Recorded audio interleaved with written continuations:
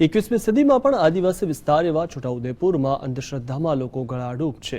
ડાકણ હોવાનો વહેમ રાખી એક પરિવારને પોતાનું ઘર, પોતાનું ગામ છોડવાનો વારો આવ્યો। ત્યારે શું છે સમગ્ર કિસ્સો, જોઈએ આ અહેવાલમાં।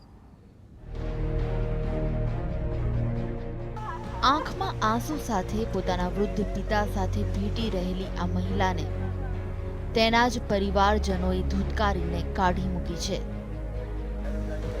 શીલા રાઠવાના દીકરા કમલેશને પણ સમજ નથી પડતી કે આખરે તેની માતા ડાકણ કઈ રીતે હોઈ શકે।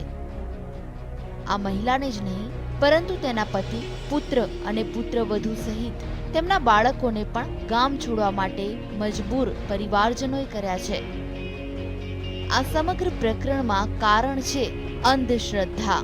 શીલા રાઠવા પર તેમના જ પરિવારજનોમાં દિયર, જેઠ, જેઠાણી અને ભત્રીજાઓ દ્વારા આક્ષેપ કરવામાં આવ્યો કે તું ડાકણ છે, અને આવા આક્ષેપ કરીને શીલા રાઠવા અને તેમના પરિજનોને ભીલપુર ગામ છોડવા મજબૂર કર્યા। મને ડાકણ કાઢી જોડાવા જ્યાં ભુવા જોડે, તે ભુવાથી જોડાવા રોડે જ આવેલા દૂર હતા, અને મારી જેઠ ને જેઠાણી બોલી જાઉં કે આ તું કરવા જ વારી છે। ગાર બોલીને મને કીધું કે શીલા તું જ કરવા વારી છે। આ મહિલાના દીકરાઓ પણ માતા પર લાગેલા ડાકણના આરોપથી સમસમી ઉઠ્યા છે। જે જનેતાએ તેમને આટલા લાલન પાલનથી ઉછેર્યા અને મોટા કર્યા, એ ડાકણ કઈ રીતે હોઈ શકે, એવો સોસરવો સવાલ શીલાબેનનો દીકરો કરી રહ્યો છે।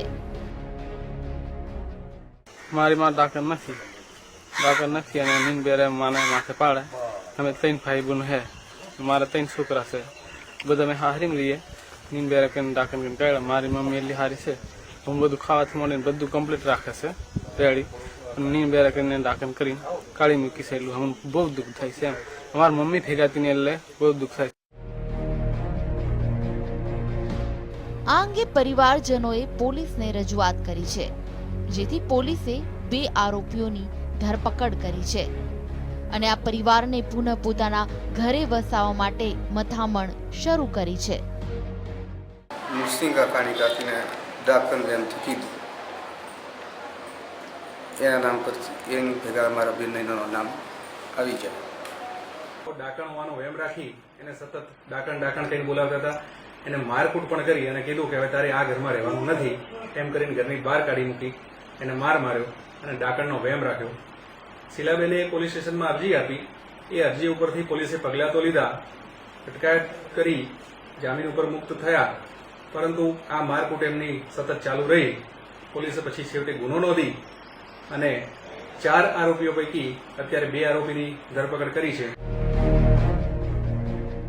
દુનિયા આખી મધર્સ ડેની ઉજવણી કરી રહી છે, ત્યારે ગુજરાતના એક ખૂણે આ જનેતા પર ડાકણનો થપ્પો લાગ્યો છે, જે વિકાસશીલ ગુજરાત પર કાળી ટીલી સમાન ઘટના છે। રફીક ડણીવાલા સાથે બ્યુરો રિપોર્ટ, GSTV, છોટાઉદેપુર।